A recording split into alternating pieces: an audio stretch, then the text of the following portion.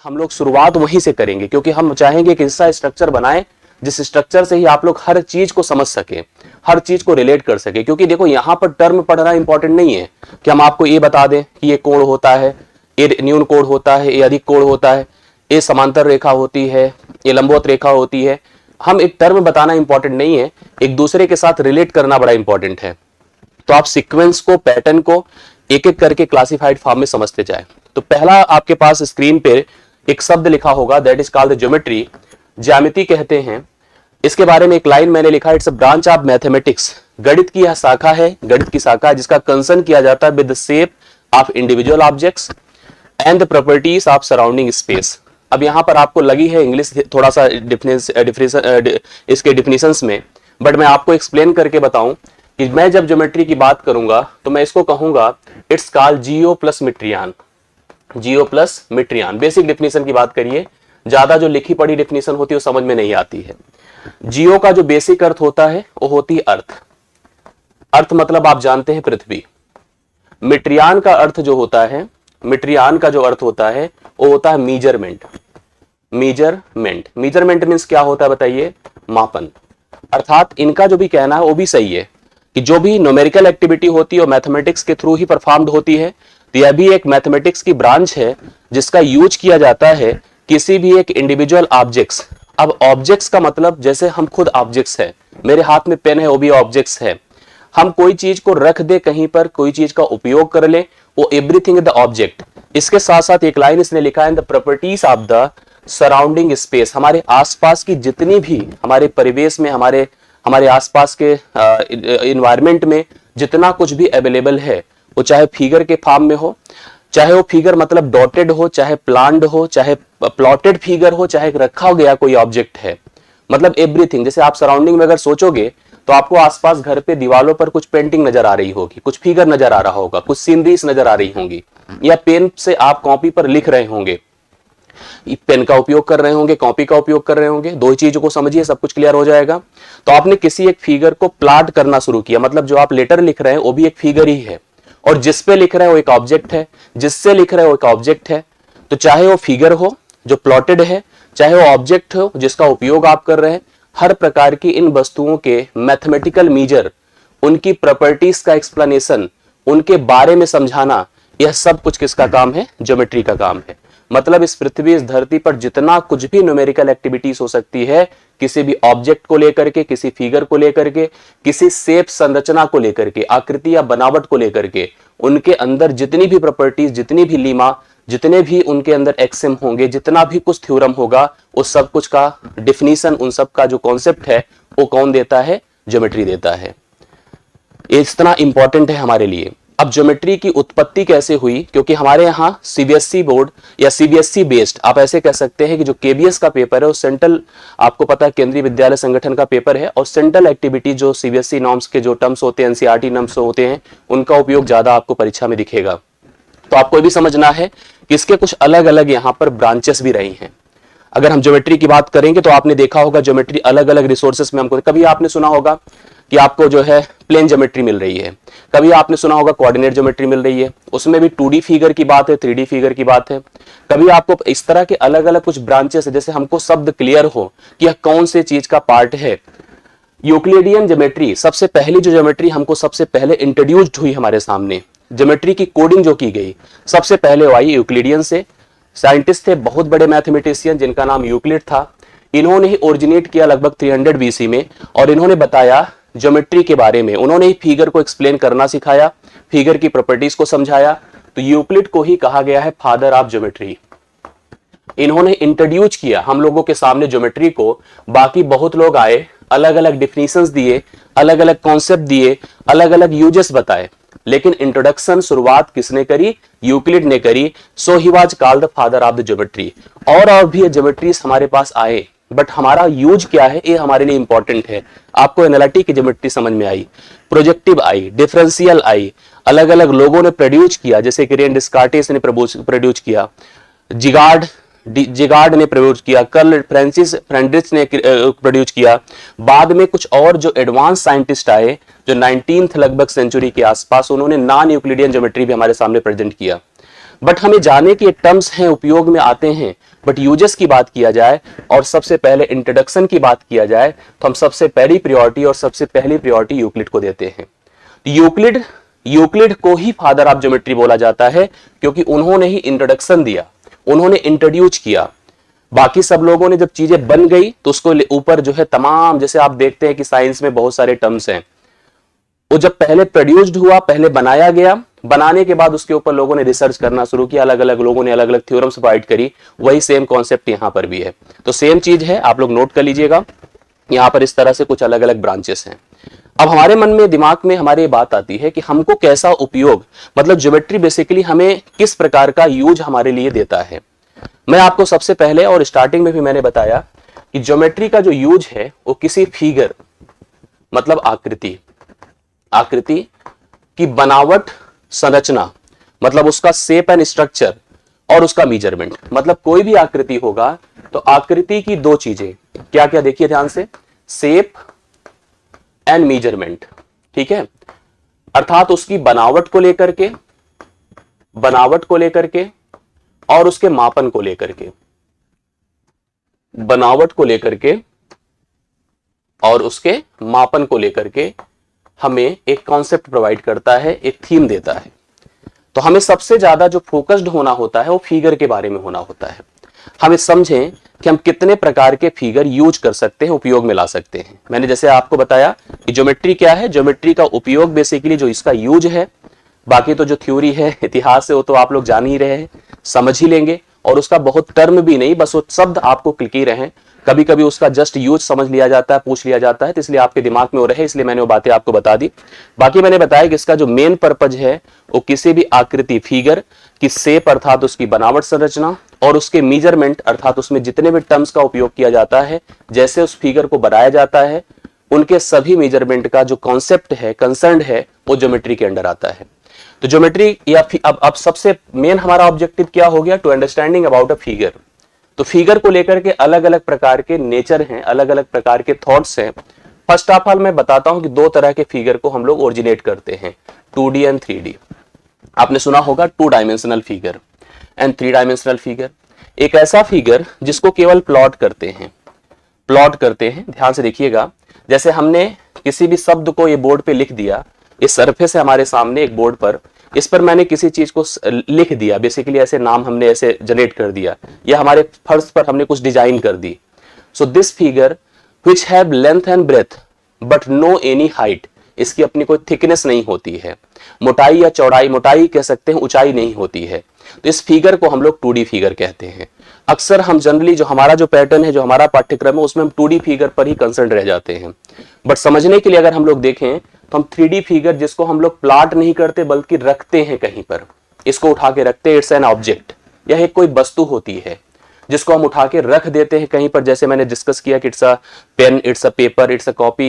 ये कमरा आपका जो है, हम खुद जो भी है, वी आर एन ऑब्जेक्ट, हम भी ऑब्जेक्ट है, हम भी कहीं रखे जाते हैं, हम भी कहीं सिचुएट होते हैं।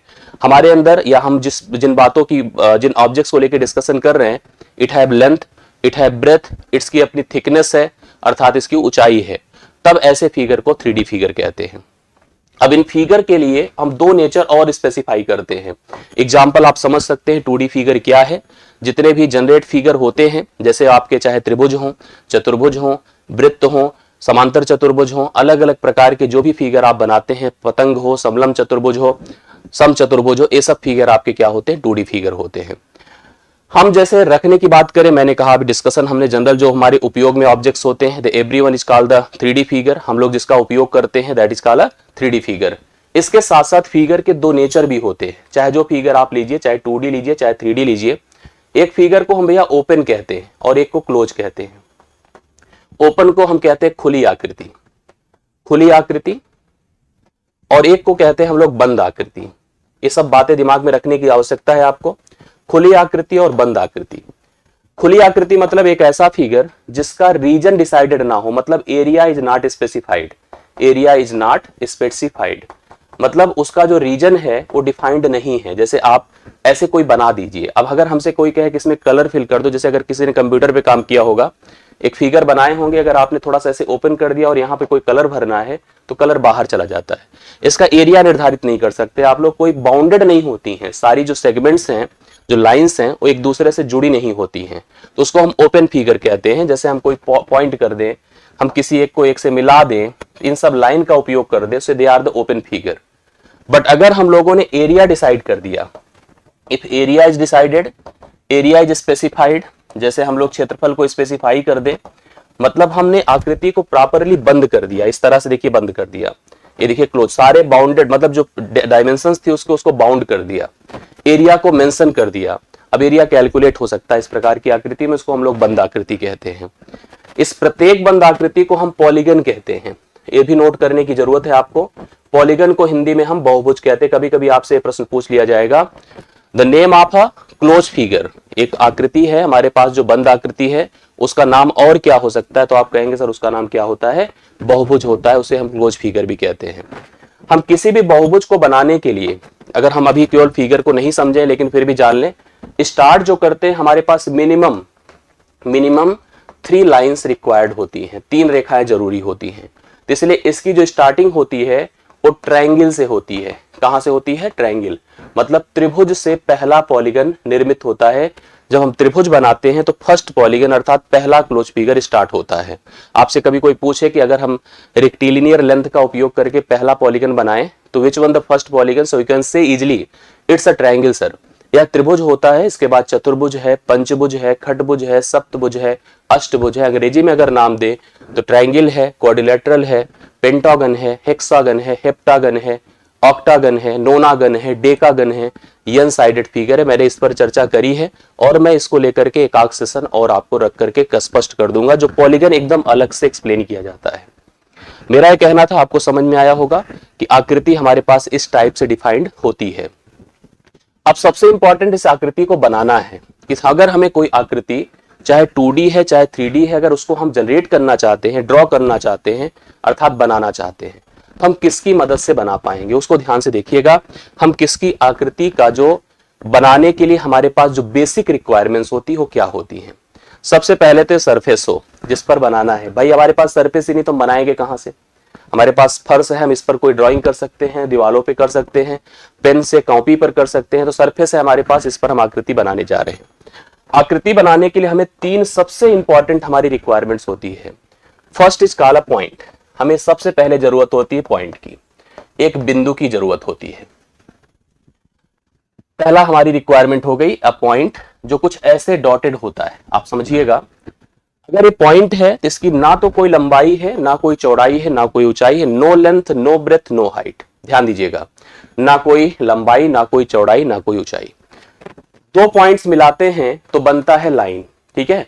2 पॉइंट मिलाते हैं तो बनती है लाइन। अब हमारे पास अगला बना रेखा। हमने कहा 2 बिंदुओं को जब आपने मिलाया तो we have a line, we have a line.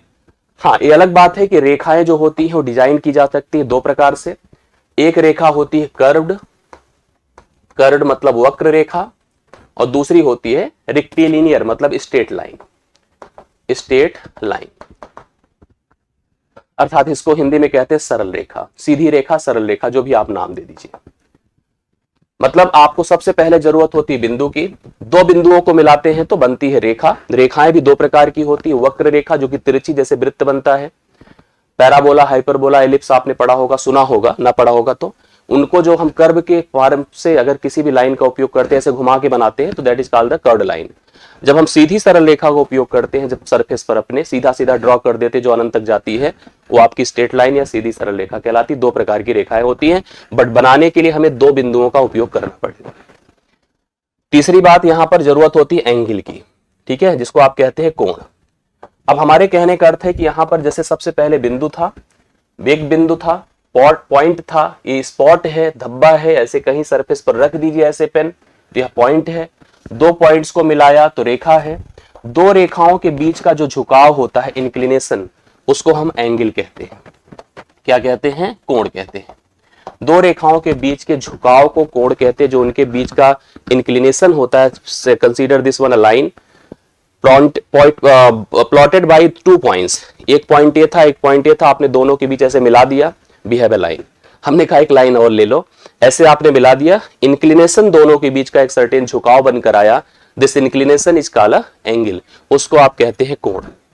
हम सबको समझाते हैं, लेकिन आप ध्यान दीजिए, कोई भी फिगर बनेगा be required all the 3 things, हमें इन 3 चीजों की आवश्यकता होगी।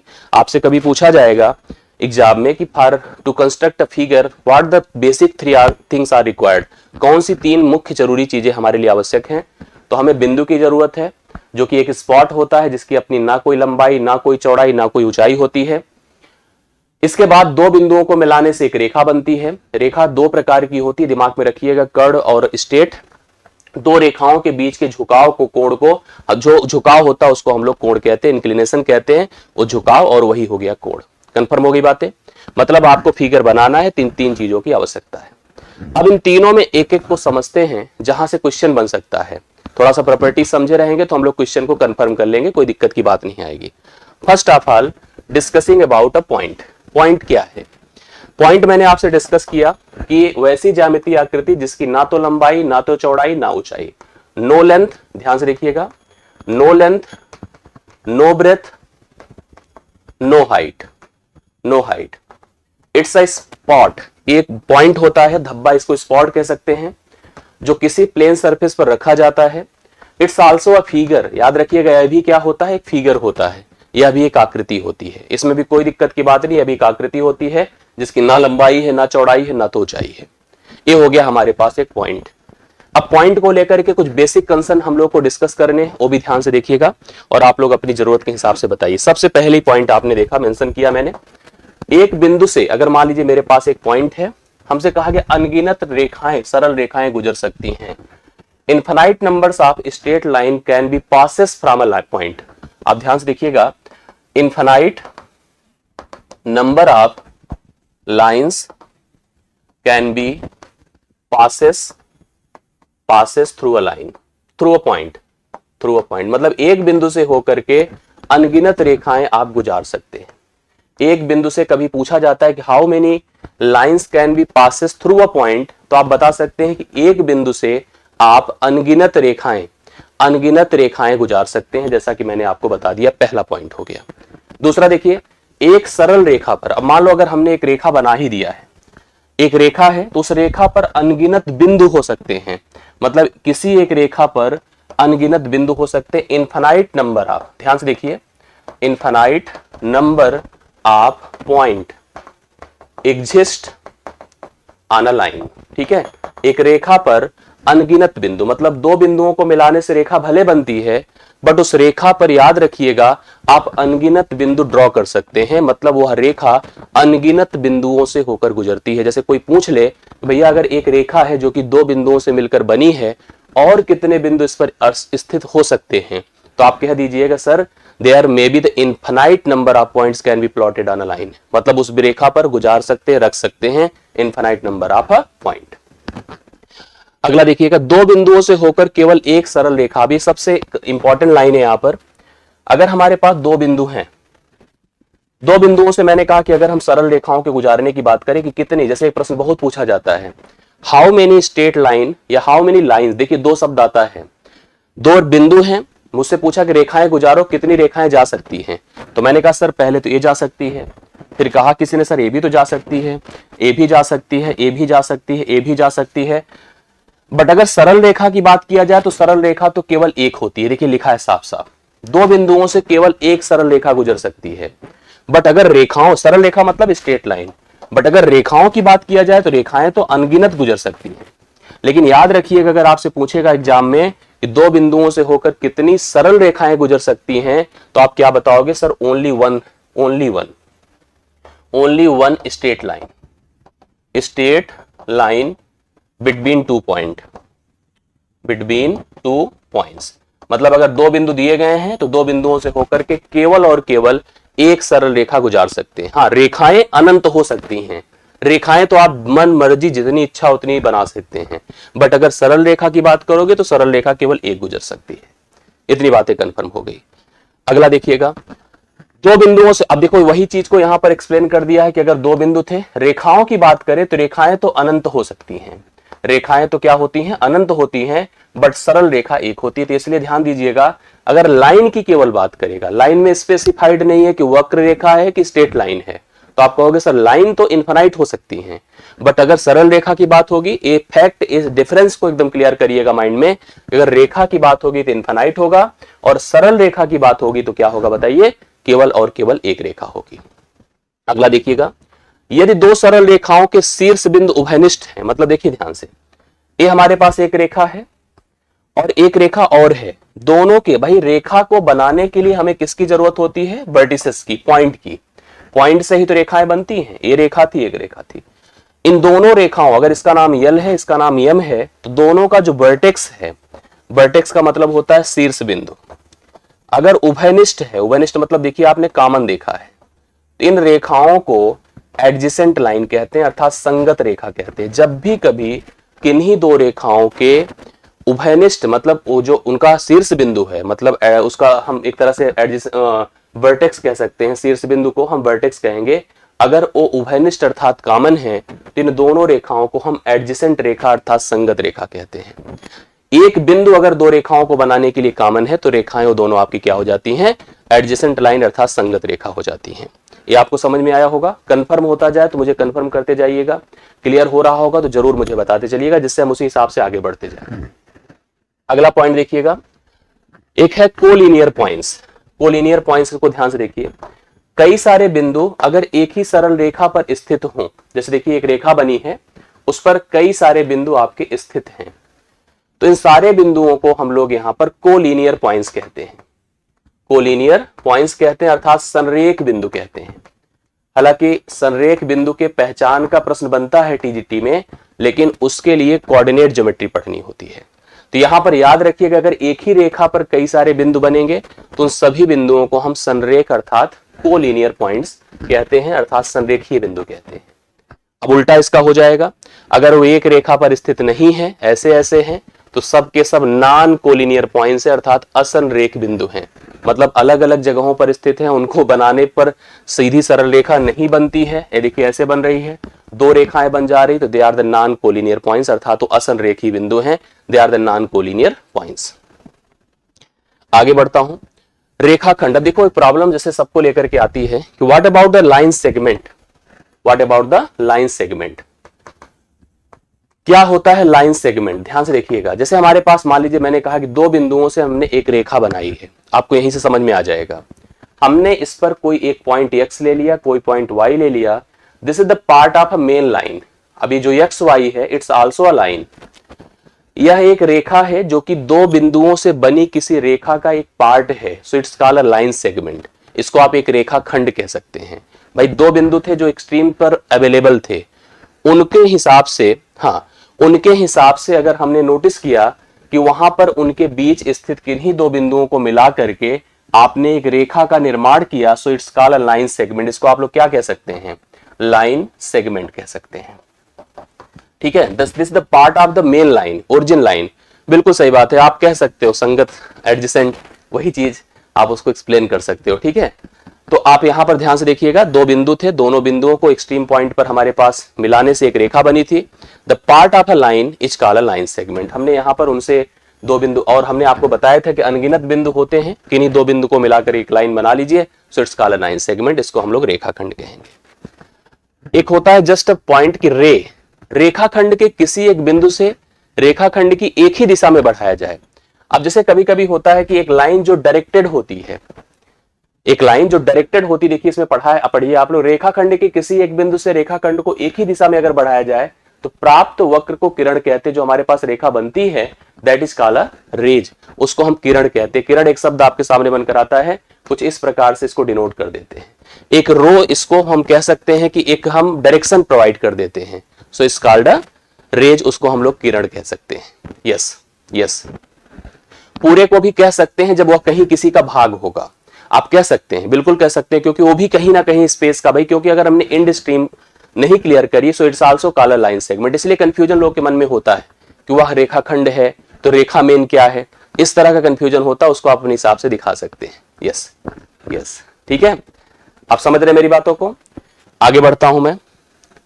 अब देखो अगला शब्द हमारे सामने आता है रेखा। मैंने अभी जिसके बारे में कहा था भाई, आप दो तीन चीजों को सबसे इंपॉर्टेंट नोट किए हैं जिनकी मदद से फिगर बनाते हैं। पहले मैंने पॉइंट के बारे में बात करी, अब हम पॉइंट को मिलाकर, दो बिंदुओं को मिलाने से मैंने जैसे आपसे कहा कि हमें क्या मिलेगा, एक रेखा का निर्माण होगा।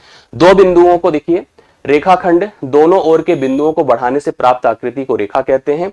इसे हम कुछ इस प्रकार से डिनोट करते हैं। देखिए ये डिनोट का तरीका होता है। तो हम अपनी डिफिनेशन में तो यही कहेंगे कि दो बिंदुओं को मिलाने से एक रेखा का निर्माण होता है। रेखाएं जैसे मैंने एक्सप्लेन किया था उसी समय अभी भी बता रहे हैं, एक स्ट्रेट लाइन है, स्ट्रेट लाइन, और एक आपकी कर्ड लाइन है।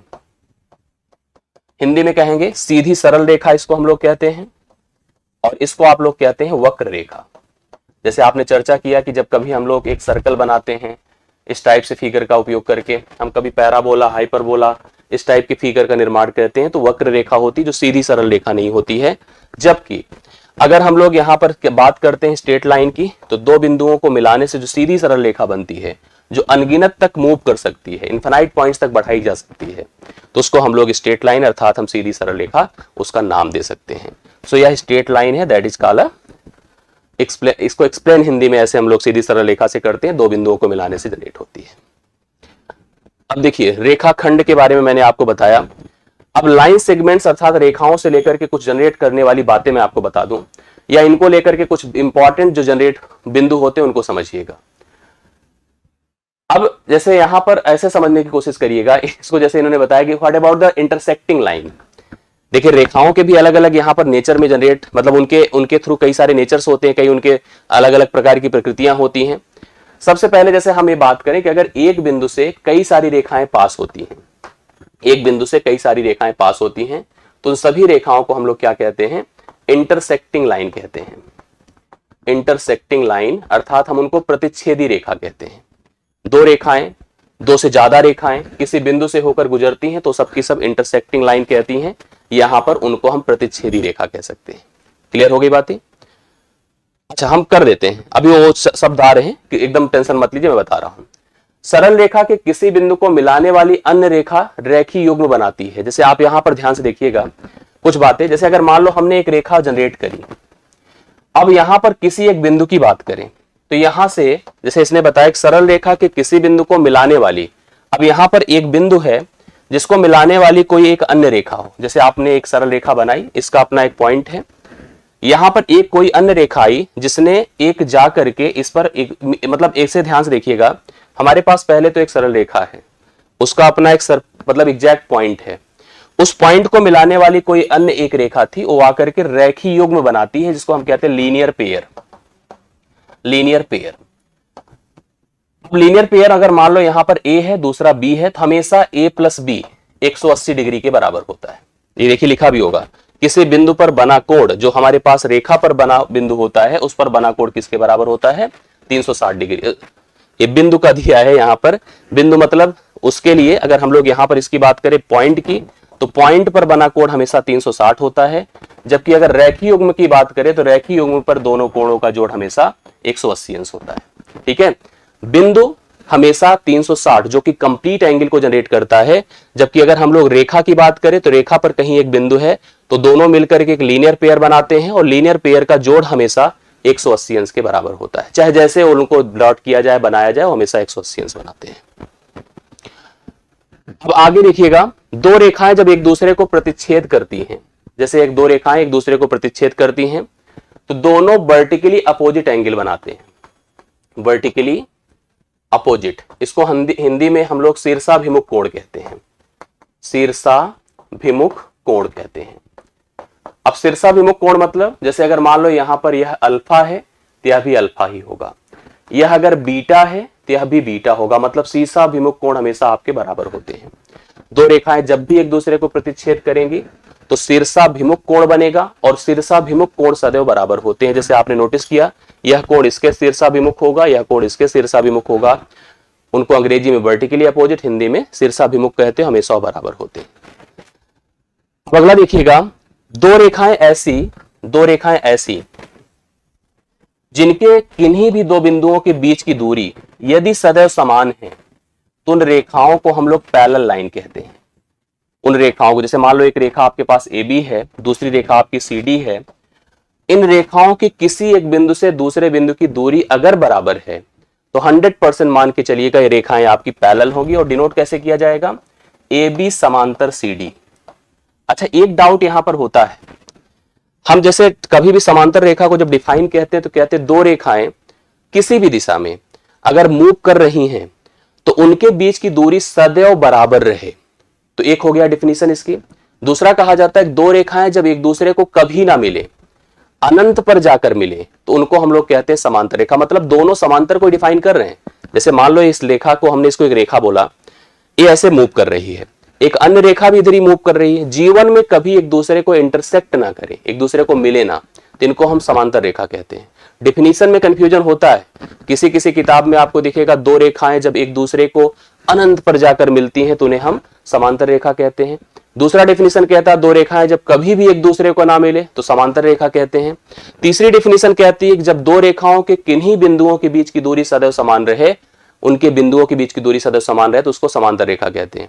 मन में डाउट आता है कि सर अगर मान लो ए बिंदु था और ए भी तो एक बिंदु है, आप इससे इसको मिलाएंगे तो डिफरेंट होगा, तो दो बिंदुओं के बीच की दूरी कैसे डिफाइन होती है?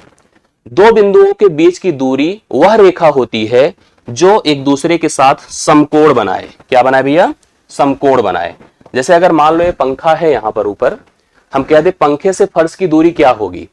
मान लो मैं यहां खड़ा हूं, आप वहां हैं, आप वहां हैं, तो प्रत्येक लोगों से पंखे की दूरी अलग अलग है।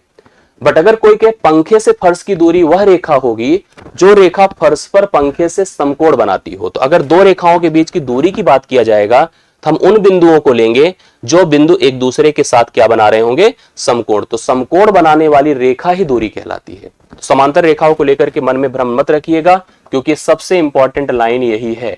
समांतर रेखा को समझना जानना हमारे लिए सबसे महत्वपूर्ण होगा। मैं इसको अभी समझाऊंगा। यस, अगली डेफिनेशन देखिएगा। अब देखिए, जैसे पैरेलल लाइंस को यहां पर जो मैंने डिफाइन किया कुछ ऐसे बना सकते हैं।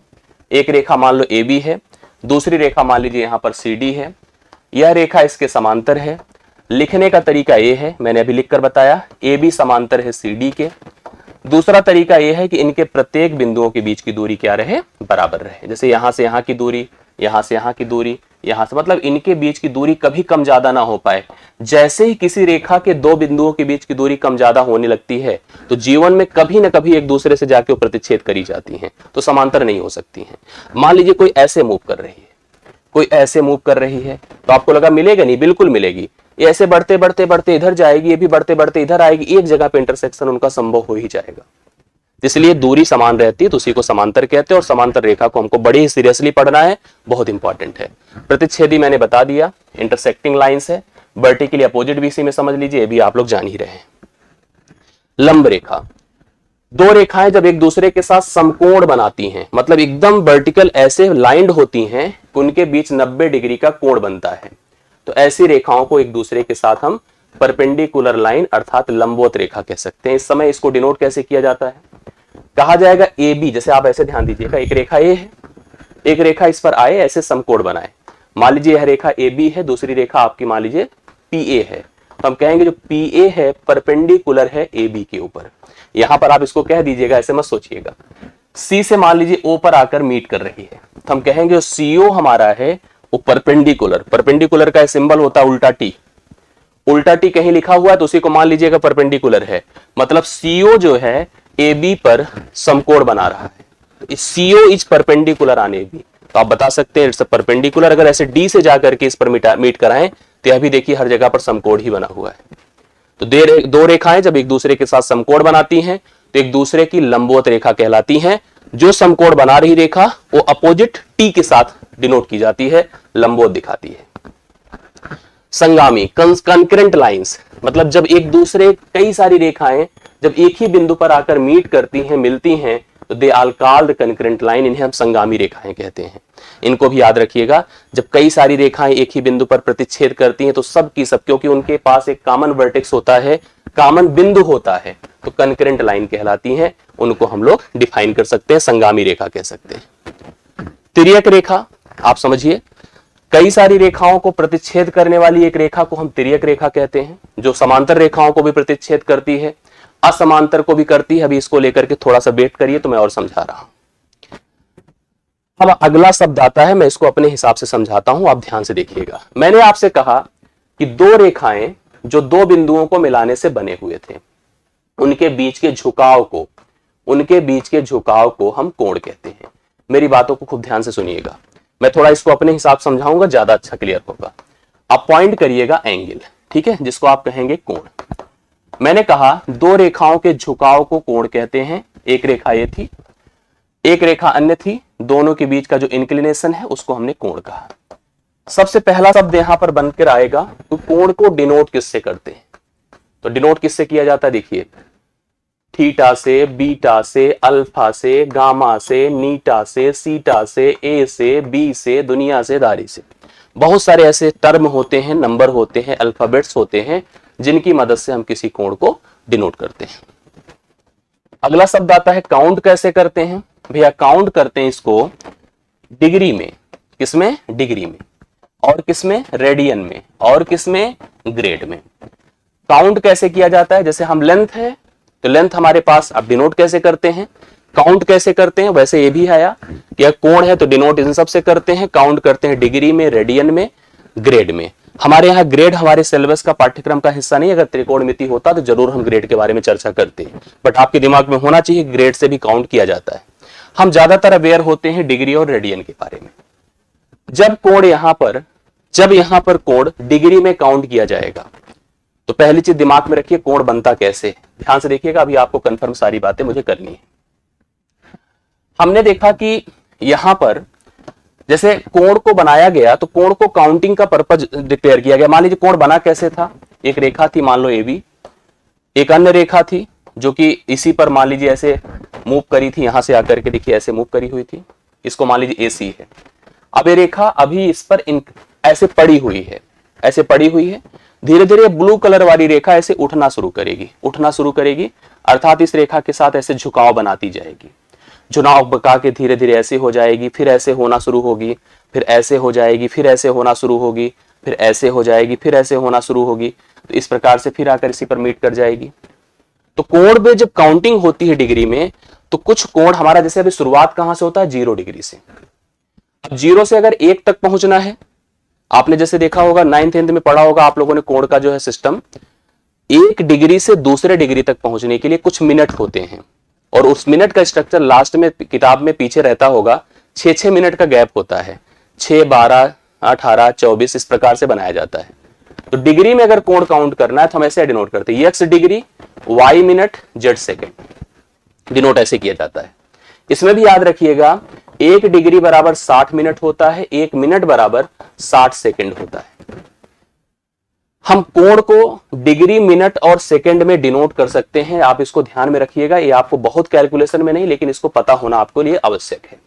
दूसरे प्रकार की बात हमें बताएं, ये तो चलिए, क्योंकि जैसे होता नहीं कुछ मीटर, कुछ सेंटीमीटर, कुछ मिलीमीटर, आप लेंथ मेजर करते तो ऐसे ही तो होता है, कुछ मीटर, कुछ सेंटीमीटर, कुछ मिलीमीटर, ऐसे ही काउंट किया जाता है। ऐसे ही कुछ डिग्री, कुछ मिनट, कुछ सेकंड, जब हम डिग्री में कैलकुलेशन करते हैं। जरूरत पड़ती है हमें डिग्री को रेडियन में कन्वर्ट करने की। सबसे इंपॉर्टेंट यहां से प्रश्न बन जाता है, डिग्री को रेडियन में कन्वर्ट करने की आवश्यकता पड़ जाती है। तो याद रखिएगा 180 डिग्री बराबर 1 पाई होता है।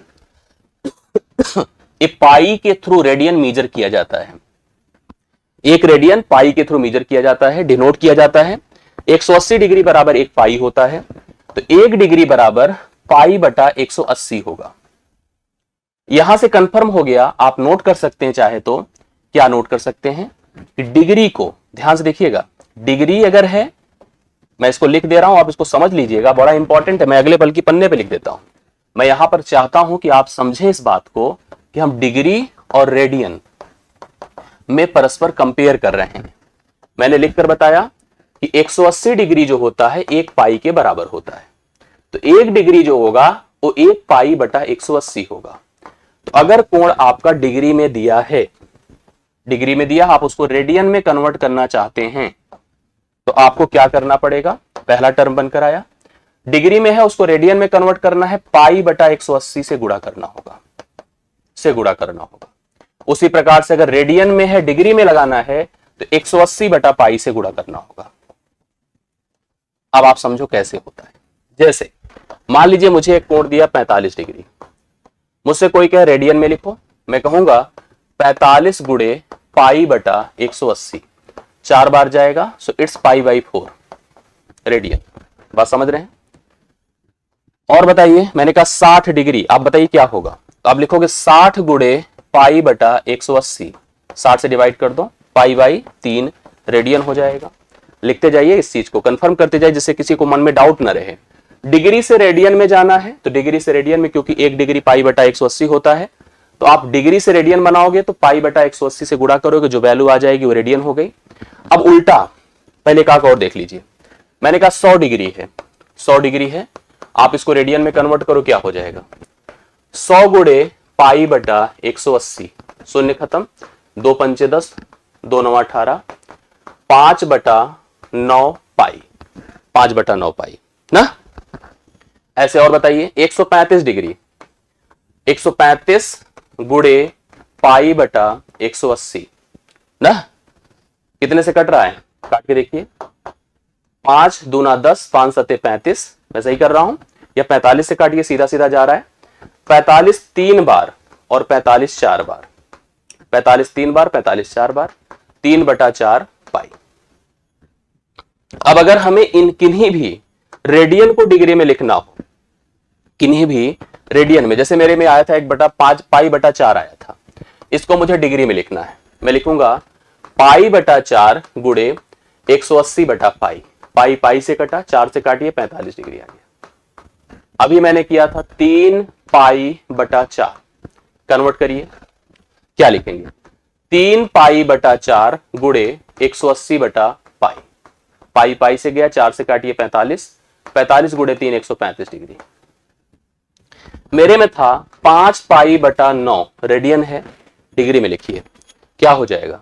5 पाई बटा 9 गुणे 180 बटा पाई, पाई पाई से कटा, 9 दूना 18, 20 पंचे 100 डिग्री। तो आपको ये कंफर्म हो गया होगा कि डिग्री से रेडियन में, रेडियन से डिग्री में कैसे लिखते हैं। इस पर प्रश्न बन सकता है परीक्षा में, इसलिए मैंने आपको स्पष्ट कर दिया, आपके मन में होना चाहिए और आपको क्लियर होना चाहिए। अब आगे बढ़ता हूं। अब आगे बढ़ने में सबसे इंपॉर्टेंट है जो कोण बनते हैं, इनके प्रकार थोड़ा जानने जरूरी है। तो इसके प्रकार को समझना है आप लोगों को। Types of angle, types of angle. भैया ध्यान से मन लगा के सुनिएगा, जितने लोग पढ़ रहे हैं मैं चाहता हूं कि सीरियस पढ़ेंगे तो आपको सब चीजें कंफर्म जिससे होती जाए। अब हम जानते हैं कि हमारे पास सबसे पहले एक रेखा थी, मेरी बात को खूब ध्यान सुनिएगा। एक रेखा थी, मैं इसको ऐसे बनाता हूं, हाँ ठीक है। एक रेखा थी जिसका नाम मान लीजिए ए बी था, ए यहीं पर थी। एक अन्य रेखा थी जो आकर इसके ऊपर पड़ी थी, ऐसे ए सी थी। जब यह इसके ऊपर केवल आकर पड़ी थी तो इस समय इनके साथ कोण क्या था? 0 डिग्री। ठीक है, एक कोण हो गया 0 डिग्री, 0 एंगल। इसको आप क्या कहेंगे? शून्य कोण।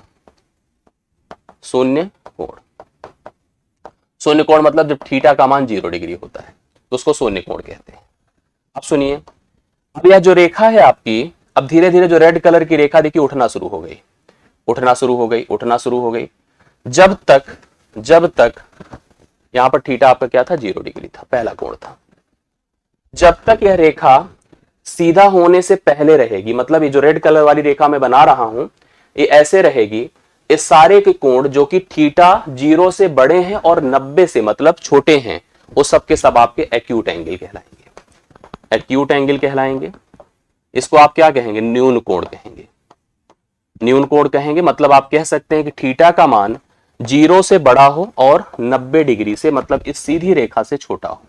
अब देखो ये रेखा जो रेड कलर वाली जा रही थी हमारी, धीरे धीरे ऐसे हो गई होगी, 90 डिग्री पर पहुंच गई होगी। तो 90 से छोटा हो, 0 से बड़ा हो, तो सारे के सारे कोण आपके न्यून कोण कहलाएंगे। जिस समय रेखा यहां पहुंच गई तो उस समय के कोण को हम राइट एंगल कहते हैं, राइट एंगल कहेंगे, अर्थात इसको हम समकोण कहेंगे।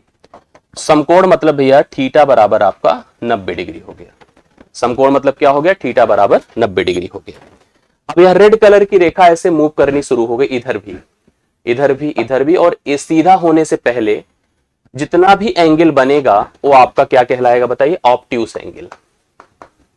ऑब्ट्यूस एंगल अर्थात इसको हम कहेंगे अधिक कोण, अधिक कोण। तो कहेंगे जो थीटा है ग्रेटर देन 90 है बट लेस देन 180 है, इस समय के सारे कोण आपके ऑब्ट्यूस एंगल अर्थात अधिक कोण कहलाएंगे। देखिए थीटा 90 से बढ़ना शुरू हुआ, यहां पर पहुंचना मतलब 180 डिग्री। इसके पहले और 90 180 के पहले और 90 के बाद जितने कोण होंगे सब ऑब्ट्यूस एंगल कहलाएंगे। इसके बाद देखिए अगला पढ़िए।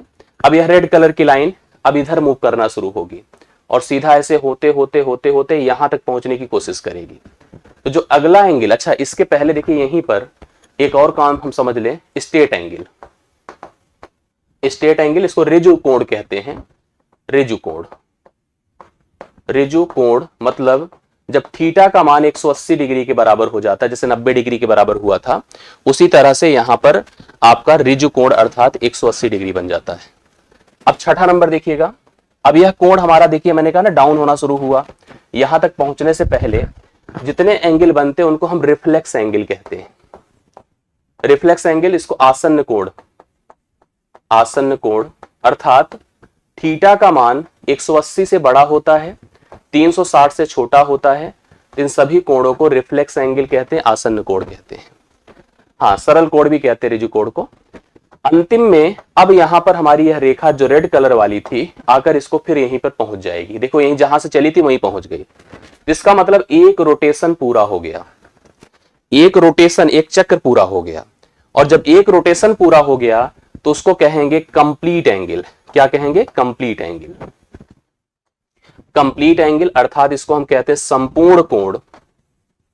संपूर्ण कोण मतलब थीटा बराबर आपका 360 डिग्री जो होता है वो संपूर्ण कोण होता है और यह एक रोटेशन पूरा हो जाता है, एक रोटेशन पूरा हो जाता है।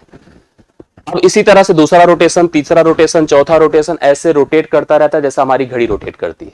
वो रोटेशन पर ही कोण हमारा जनरेट होता है। इसीलिए कहा जाता है कि इस पॉइंट अर्थात बिंदु पर, इसीलिए एक सेंटेंस हमने वहां पर लिखवाया था कि बिंदु पर बना कोण, बना कोण संपूर्ण होता है, मतलब थीटा बराबर 360 होता है।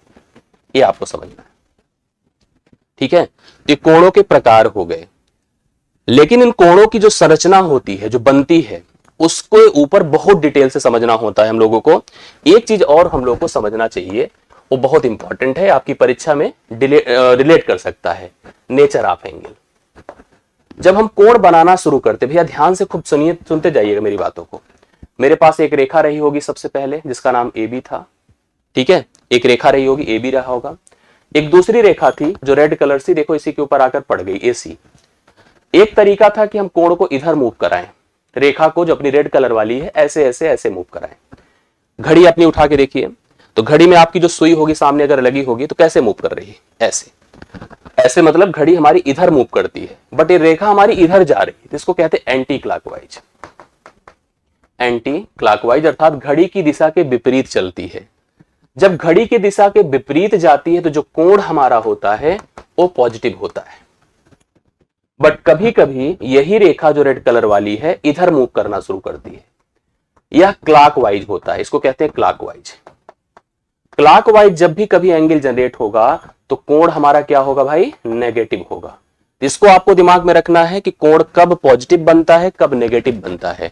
तो आप कह सकते हैं कोण वामावर्त, देखो दो होता है, दक्षिणावर्त, वामावर्त, अर्थात एंटी क्लॉकवाइज, क्लॉकवाइज।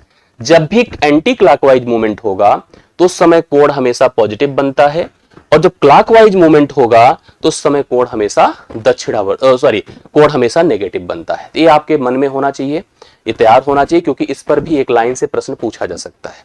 तो ये कंफर्म हो गया है, क्लॉकवाइज में नेगेटिव और एंटी क्लॉकवाइज में वेरी गुड पॉजिटिव। ये चीजें आपको दिमाग पे रखनी। मैंने यही चीजें अभी तक पढ़ाई है जो यहाँ पर ऑलरेडी लिखा हुआ है, देख लीजिए आप लोग। कोण के प्रकार में न्यून कोण था, समकोण था, अधिक कोण था, सरल या रिजु कोण था, बृहद कोण रिफ्लेक्स एंगल था, ठीक है, जिसको आसन्न भी कहते हैं, संपूर्ण कोण था, आसन्न कोण एडजेसेंट एंगल होता है, सॉरी एडजेसेंट होता है। वहां पर जब मैंने रिफ्लेक्स लिखा था भैया उसको याद रखिएगा, और रिफ्लेक्स आपका बृहद कोण होता है। अब हम कुछ कोणों के अलग अलग नेचर हैं जिनको भी आपको हम समझाना चाहेंगे, उसको भी आप लोग देख लीजिएगा क्या होता है। जैसे अभी एक भाई साहब ने डिस्कस किया था, सर ये आसन्न होता है, बिल्कुल सही बात है। ये थोड़ा थोड़ा इनके बारे में समझ लीजिए फिर समझिएगा। देखिए न्यून कोण ऐसे बना, यह न्यून है, आपने देखा था कि यहां पर थीटा क्या था, 0 से बड़ा था और 90 से छोटा था।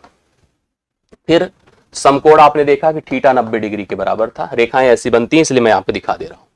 अधिक आपने देखा था कि हमारा कोण कुछ ऐसे डेवलप हो जाता है, यहां पर थीटा आपने नोटिस किया होगा 90 से बड़ा था, 180 से छोटा था, ठीक है। फिर देखो सरल रेखा पर बना कोण जो होता है वो आपने नोटिस कर लिया 180 डिग्री होता है, थीटा बराबर 180 होता है।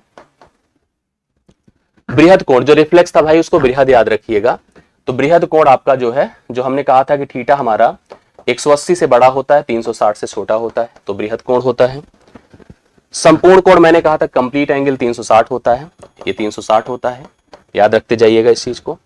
आसन्न कोण याद रखिएगा, जब कभी कुछ कोणों के जो शीर्ष बिंदु है, वर्टेक्स है, अगर वो वर्टेक्स कॉमन है, इस कोण को हम लोग आसन्न कोण कहते हैं। जो एक ही शीर्ष बिंदु से होकर गुजरते हैं उन्हें हम एडजेसेंट एंगल अर्थात आसन्न कोण कह सकते हैं, ठीक है। याद रखिएगा ये वर्टेक्स कॉमन वर्टेक्स पर डेवलप होता है और इसे हम आसन्न कोण कहते हैं। कुछ और चीजें, शीर्षाभिमुख को मैंने आपको समझा दिया था, जब दो रेखाएं एक दूसरे को प्रतिच्छेद करती हैं तो विपरीत कोण आपके जो होते हैं वो वर्टिकली अपोजिट होते हैं, शीर्षाभिमुख होते हैं, और शीर्षाभिमुख सदैव समान होते हैं, मतलब यह इसके बराबर होगा और यह इसके बराबर होगा। अगला देखिए, रेखीय युग्म मैंने बता दिया था, कोई भी रेखा के किसी बिंदु पर अगर कोई सरल रेखा आकर कोई कोण बनाती है तो उसको हम रेखीय युग्म कहते हैं। और यहां पर अगर अल्फा है, यहां पर बीटा है, तो भैया अल्फा प्लस बीटा हमेशा 180 डिग्री बनता है। अगर इस सरल रेखा पर दो रेखाएं आकर गुजरती हैं, ध्यान दीजिएगा सरल रेखा पर, तब भी ध्यान दीजिएगा जितने कोण बनेंगे उनका जोड़ हमेशा 180 डिग्री के बराबर ही होगा। अगर और भी बनते हैं ऐसे, ये देखिए एक ही बिंदु पर, तो जितने कोण बनेंगे इस सब का जोड़ 180 अंश के बराबर ही रहेगा, 180 अंश से कम ज्यादा नहीं हो सकता है। अब देखिए अगला शब्द हमारे सामने जो है कॉम्प्लीमेंट्री एंगल। एक शब्द आपने सुना होगा, मैं इसको ऐसे समझा देता हूं, कॉम्प्लीमेंट्री एंगल। इसको हिंदी में हम कहते हैं कोटि पूरक कोण। कोटि पूरक कोण आपने सुना होगा, दो शब्द अपने जनरल लाइफ में। एक बच्चों का आता है कॉम्प्लान ना, Complan that completes the nutrients in the body of a child. बच्चा खाना नहीं खा पाता तो उसको कॉम्प्लान देते हैं, कहते हैं ना कि ऐसे न्यूट्रिएंट्स होते हैं जो शरीर में सभी पोषक तत्व दे देते हैं, जो हमें कंप्लीट करे हमारा कॉम्प्लीमेंट्री है। अंग्रेजी पहले होती थी, कॉम्प्लीमेंट्री सप्लीमेंट्री आता था, दो किताबें। सप्लीमेंट होता था, फूड सप्लीमेंट कहते हैं ना कि हमारे जो फ्रूट्स हैं, मिल्क है, that is the food supplement. और फूड की रिक्वायरमेंट्स को, जो फूड की जरूरतें होती है हमारी बॉडी में पूरा करती हैं। ऐसे कोणों को लेकर के भी दो टारगेट होता है। एक टारगेट होता है 90 डिग्री, एक कभी जब कोण जो है 90 को टारगेट बना लेते हैं तो जितनी कमी उनके अंदर 90 को लेकर के होती है वही उनका कॉम्प्लीमेंट होता है ना। जैसे आपको मान लो रिसर्च करना है, आपको नेट क्वालिफाई करना है, तो कैसे करेंगे आप? मान लो अभी ग्रेजुएशन में तो आपको पोस्ट ग्रेजुएशन होना होगा, मतलब आपको डॉक्टरेट करनी है, रिसर्च पीएचडी करनी है, तो आपको नेट क्वालिफाई करना पड़ेगा। तो अभी आप ग्रेजुएशन में है तो आपको पोस्ट ग्रेजुएशन, फिर नेट यूजीसी का पेपर होता है। तो जो जो अभी बचा है वही आपका कॉम्प्लीमेंट है।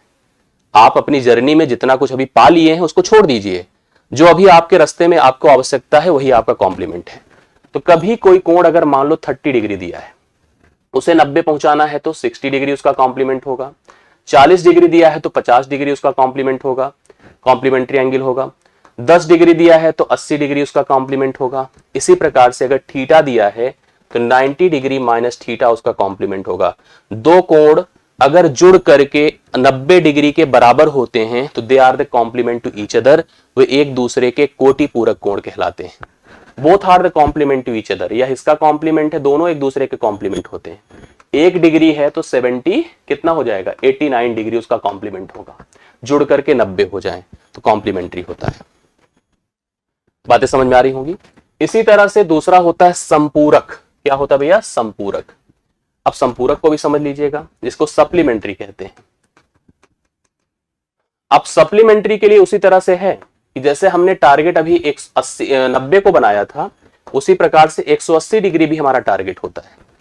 जैसे मैंने कहा कि हम मान लो अभी 70 डिग्री तो 110 डिग्री हमारा सप्लीमेंट होगा, जुड़ करके 180 हो जाए। 100 डिग्री है तो 80 डिग्री हमारा सप्लीमेंट होगा। 50 डिग्री हैं तो 130 डिग्री हमारा सप्लीमेंट होगा, 10 डिग्री हैं तो 170 डिग्री हमारा सप्लीमेंट होगा। इसी प्रकार से मैं कहूं थीटा है तो 90 degree minus theta, sorry 180 degree minus theta हमारा सप्लीमेंट होगा। अर्थात हम दो जो लोग मिल करके 180 अंश बन जाएं तो वही एक दूसरे के सप्लीमेंट कहलाएंगे, एक दूसरे के संपूरक कोण कहलाएंगे। ये आइडिया होगा आप लोगों के पास कि दो कोण जब जुड़ जाते हैं तो एक दूसरे के साथ तो वो मिल करके एक दूसरे का सप्लीमेंट अर्थात संपूरक कोण कहलाते हैं। अब एक सबसे इंपॉर्टेंट कॉन्सेप्ट हम लोगों को जो सबसे ज्यादा पढ़ना है, जरूरी है, वो ये है। ये ध्यान से देखिएगा, मैं इसको आपको समझाने जा रहा हूं लेकिन अपने शब्दों में, मेरे शब्द में इसको सुनिएगा, वो ज्यादा अच्छे से आपको क्लियर करेगा, टच करेगा। हमने कहा कि when a straight line,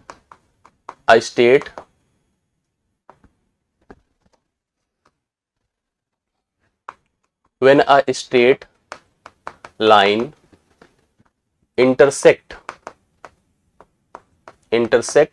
two parallel lines, अर्थात दो समांतर रेखाओं को जब एक तिर्यक सरल रेखा प्रतिच्छेद करे, दो समांतर रेखाओं को जब, इस सबसे इंपॉर्टेंट है, दो समांतर रेखाओं को जब एक तिर्यक सरल रेखा प्रतिच्छेद करे तो क्या होता है। देखो क्या क्या होता है। दो समांतर रेखाएं पहले ले लीजिए, ले लिया हमने, एक का नाम मान लो यल है, दूसरे का नाम यम है, दोनों समांतर है, इस तरह से एरो डिनोट किया जाता है। एक तिर्यक सरल रेखा इसको प्रतिच्छेद करती है, जैसे ही तिर्यक सरल रेखा ने प्रतिच्छेद किया 8 कोण बनते हैं, 1 number, 2 number, 3 number, 4 number, 5 number, 6 number, 7 number और 8 नंबर, ये 8 कोण बने। ठीक है, अब इन 8 कोणों को लेकर के कुछ अलग अलग थॉट्स हैं, उनको समझिए। अलग अलग थॉट्स हैं, एक एक करके ध्यान से सुनते जाइएगा, सब कंफर्म होता जाएगा। सबसे पहला थॉट आप ध्यान से देखिएगा, सबसे पहले थॉट में होता है अल्टरनेट इंटीरियर। अल्टरनेट इंटीरियर मतलब एकांतर अंतःकोण, एकांतर अंतःकोण समान होंगे। एकांतर अंतःकोण क्या होंगे, समान होंगे। अब सोचो एकांतर अंतःकोण कौन है। जैसे जब दो किसी समांतर रेखाओं को एक तिर्यक रेखा प्रतिच्छेद करे, उस समय हमने कहा एकांतर अंतःकोण बराबर होंगे। अंतः में भी एकांतर, जैसे कि 3 जो है 5 के एकांतर होगी, 4 जो है 6 के एकांतर होगी, तो हम लिखेंगे कोण 3 बराबर कोण 5 है और कोण 4 बराबर कोण 6 होगा। मतलब यह 3 जो है 5 के बराबर हो जाएगा, 4 जो है 6 के बराबर हो जाएगा। एकांतर अंतःकोण यहां पर समान होंगे। कब, जब दो समांतर रेखाओं को एक तिर्यक सरल रेखा प्रतिच्छेद करे। दूसरा, इसी में आप एक एक करके समझिएगा, सब कंफर्म हो जाएगा। दूसरा, एकांतर बाह्य कोण भी समान होंगे। एकांतर बाह्य कोण भी समान होंगे। अब एकांतर बाह्य कोण देखिए कौन कौन से होते हैं।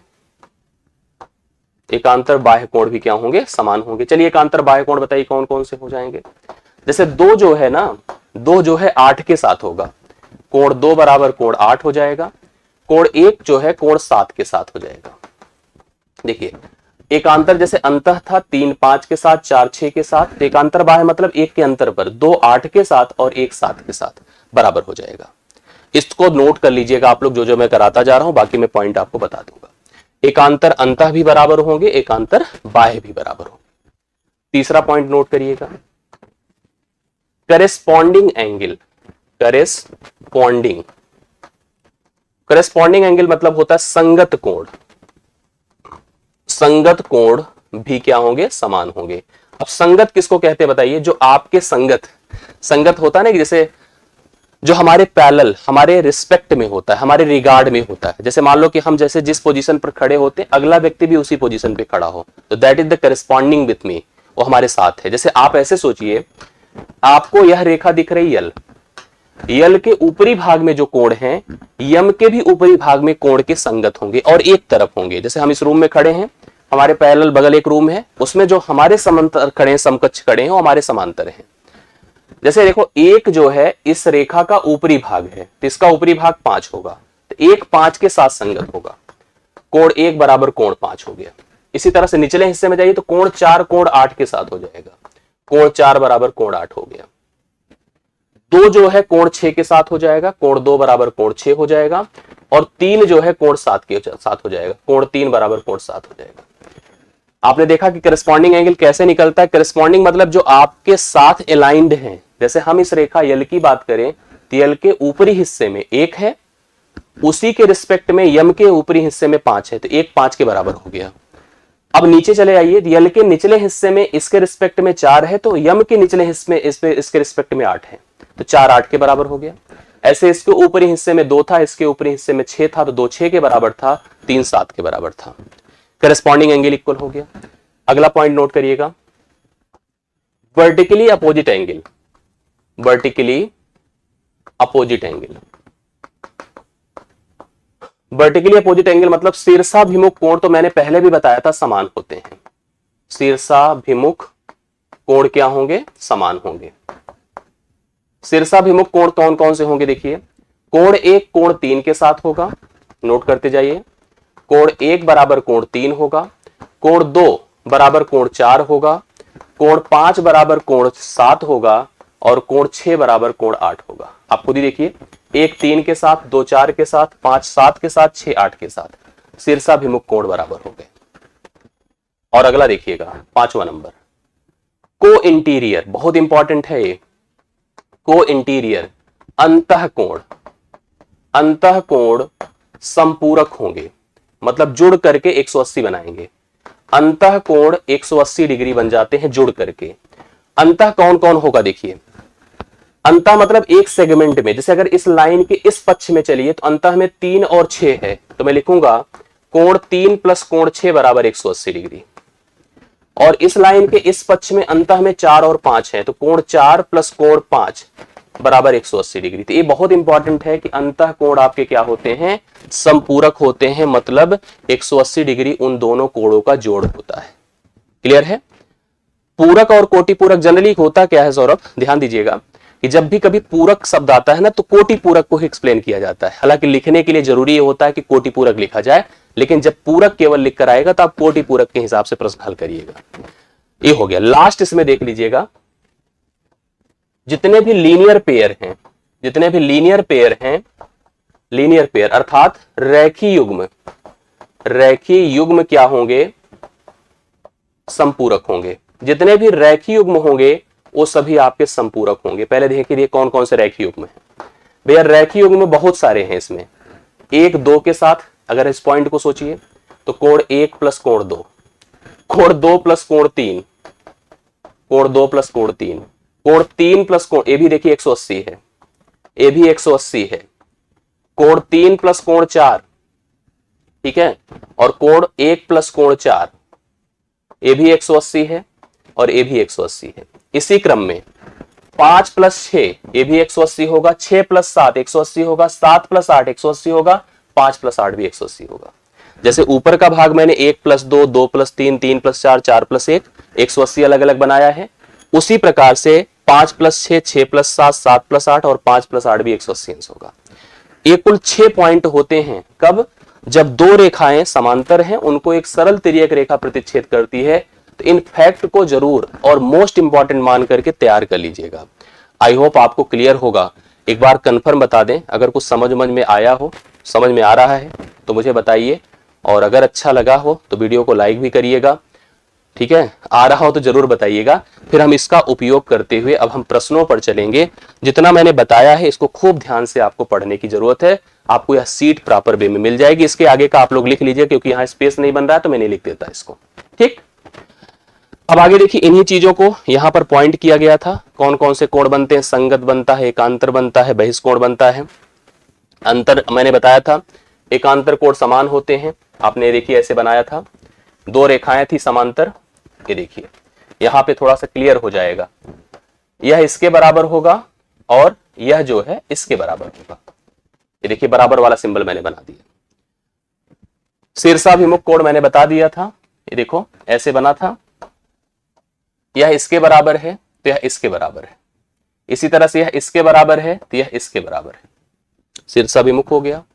संगत कोण समान होते हैं, मैंने आपको बताया कैसे। एक रेखा ऐसे प्रतिच्छेद कर रही है, यह इसके बराबर है, ठीक है, तो यह जो है इसके बराबर होगा। इसी तरह से अगर यह जो है इसके बराबर है तो यह वाला भाग इसके बराबर होगा, ये संगत कोण हो गया। आगे देखिएगा, अंतःकोण समान नहीं होते, अंतःकोण संपूरक होते हैं। संपूरक मतलब जुड़ करके 180 डिग्री होते हैं।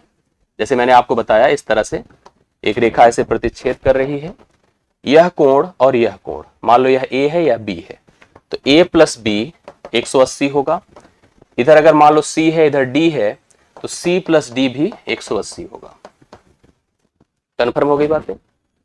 आगे देखिए, रेखीय युग्म 180 के बराबर होते हैं, तो आपने कन्फर्म कर ही लिया था। कैसे? आपने अभी यही डिस्कस किया था कि यह इसके साथ 180 बनाएगा, यह इसके साथ 180 बनाएगा, यह इसके साथ बनाएगा, मतलब प्रत्येक एक दूसरे के साथ 180 अंश बनाएंगे, जैसे अभी हम लोगों ने चर्चा किया था। कोई भी लीनियर पेयर बनेगा तो आपका जुड़ करके 180 अंश बना ही रहा है, ये आप कंफर्म करिएगा। अब हम आते हैं प्रश्नों पर। इतना कंफर्म हो गया तो अब हम करते हैं प्रैक्टिस, और प्रैक्टिस में लगेगा कम से कम आधा घंटा, जहां तक मुझे उम्मीद है कम तो नहीं लगना चाहिए। शुरू कर रहा हूं। पहला प्रश्न, बताइए एक बिंदु से कितनी सरल रेखाएं गुजर सकती हैं? एक बिंदु है, कितनी सरल रेखाएं? फटाफट कमेंट करके बताइए, एक बिंदु से कितनी सरल रेखाएं गुजर सकती हैं? ये बना दिया मैंने, बोलिए कितनी? आप क्या कहोगे? अनंत। एक बिंदु से कितनी सरल रेखाएं? अनंत सरल रेखाएं। कंफर्म है? एक बिंदु से अनंत सरल रेखाएं गुजर सकती हैं, तो डी ऑप्शन इस प्रश्न का उत्तर होगा। यस। अगला क्वेश्चन देखिएगा, दो बिंदुओं से कितनी सरल रेखाएं गुजरती हैं? जैसे आप इसने कहा कि दो बिंदु हैं तो कितनी सरल रेखाएं गुजार सकते हैं? रेखाएं तो मैंने कहा अनंत होंगी, बट सरल रेखाएं बताइए कितनी होंगी? सरल रेखाएं केवल एक होंगी। उत्तर आप क्या बताओगे? अगर दो बिंदुओं से गुजरने वाली सरल रेखाओं की बात किया जाए तो सरल रेखाएं भैया कितनी होंगी? एक होंगी। अगर हमसे कहता रेखा केवल, जो कि वक्र रेखा भी हो सकता था सरल, तो वो अनंत हो सकता है, बट अगर रेखाओं की बात करोगे तो only one the straight line can be possible या पासेस फ्रॉम द 2 पॉइंट्स। समांतर रेखाओं के बीच की दूरी क्या होती है? प्लीज बताइए। दो समांतर रेखाएं हैं, कमेंट करते चलिए आप लोग तेजी के साथ। दो समांतर रेखाएं हैं, ए रेखा ए रेखा, एक यल है दूसरी यम है। दो समांतर रेखाएं, तो उनके बीच की दूरी क्या होती है? सदैव समान होती है, हमेशा उनके बीच की दूरी कभी भी परिवर्तित नहीं होती, हमेशा बराबर होती है। दो समांतर रेखाओं के बीच की दूरी हमेशा क्या होती है? बराबर होती है। कमेंट करते चलिए जिससे कि कंफर्म होता जाए, सभी का क्लियर होता जाए। किसी रेखा पर स्थित बिंदु की उस रेखा से दूरी क्या होती है? ध्यान से देखिए, एक रेखा है, रेखा पर ही एक बिंदु है। कहा जा रहा है कि कोई रेखा है, रेखा पर ही स्थित बिंदु है, जो रेखा को सेटिस्फाई कर रहा है क्योंकि उस पर एक बिंदु है। तो उस रेखा से उस बिंदु की दूरी क्या है? मान लो रेखा AB है और बिंदु यहां पर D है, तो उस बिंदु से दूरी क्या होगी? हमेशा शून्य होगी। वो तो उसी पर स्थित कर रहा है ना, उसको संतुष्ट कर रहा है, तो यहां पर कम ज्यादा की बात ही नहीं होती है। रेखा पर स्थित बिंदु की रेखा से दूरी हमेशा क्या होती है? शून्य होती है, मतलब कोई काउंटिंग नहीं है, मतलब वो वही रह जाती है। चौथे का हो गया शून्य।